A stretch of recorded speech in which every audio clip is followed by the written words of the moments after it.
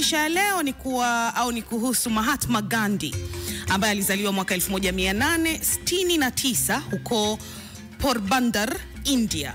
Alikulia katika enzi ngumu ya ukoloni wa Kiingereza ambapo watu wake walinyimwa haki za msingi, wakibaguliwa na kulazimishwa kuishi kwa hofu.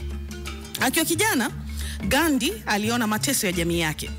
Wengi waliamini njia pekee ya kupigania uhuru ilikuwa kwa silaha na umwagaji damu. Lakini yeye aliona tofauti. Yeye aliamini kwamba dunia haihitaji chuki zaidi, bali inahitaji moyo wa kusaidiana. Ndipo akasema maneno ambayo yamebaki kuwa historia: lengo kuu la maisha ni kuwasaidia wengine, na kama huwezi kuwasaidia, basi angalau usiwaumize.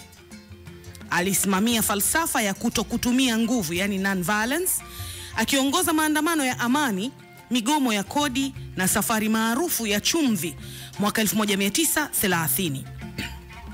Safari hiyo ya kilomita zaidi ya 300 kwenda baharini kuchukua chumvi ilikuwa ishara ya upinzani usio na silaha uliotikisa utawala wa kikoloni. Kwa njia hii, India hatimaye ilipata uhuru mwaka 1947.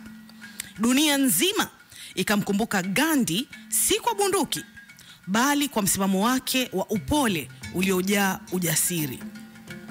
Leo, fundisho lake bado linaishi kuwa ikiwa huwezi kuwa msaada kwa jirani, kwa familia au mfanyakazi mwenzako, basi hakikisha humuumizi.